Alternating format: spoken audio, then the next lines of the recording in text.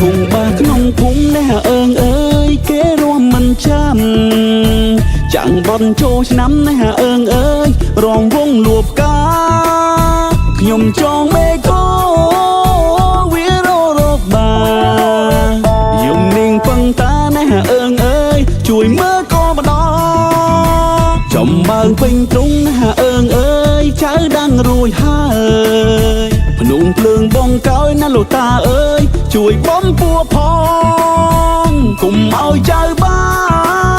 បចូលឆ្នាំខ្មែរម្ដងចាំព្រឹងចៅសងនេះអើងអើយដងតឹងស្រង់ព្រះពីក្បាលរលំនេះអើងអើយរំដល់យំជ្រៅស្រំតែតាហើយនេះអើងអើយតាមខ្ញុំទៅផ្ទះគោដាញ់ពីក្រៅបោចាំមិនឆ្ងាយគោផ្អើធុងបាំងនេះអើងអើយក្មេងចង់ខានរមចប់ទៅដោយប៉ះលន់ឬពីក្នុងភូមិគេនាំគ្នារោមណែមិនខ្មាំងនាងណាណែជើតរងវងលងផ្កាតាអើយអើយតាឲ្យចៅសុំទៅធុងបាំងប៉ាយំថែចែភ្លើងអំពូម៉ែរំវងហៀផ្លូវរំដល់យប់ជ្រៅទៅចៅទៅផ្ទះវិញហេព្រមសបាយដល់ហើយចូលឆ្នាំខ្មែរយើងម្ដងម្ដង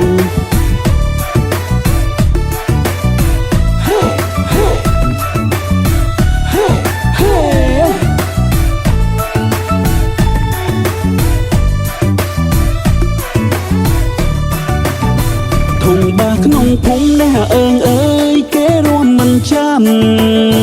ចាំងបនចូលឆ្នាំនេះអើងអើយរងវងលួបកាខ្ញុំចងមេកោ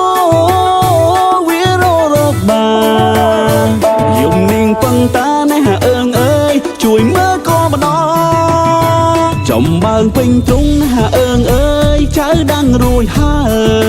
យភ្នំភ្លើងបងកោយណាលោកតាអើយជួយបំពួរផងកុំឲ្យចៅបាបចូលឆ្នាំខ្មែរម្ដងចាំព្រឹងចៅសងនេះអើងអើយដងតឹងស្រង់ព្រះពីក្បាលរលំនេះអើងអើយរំដល់យំជ្រៅ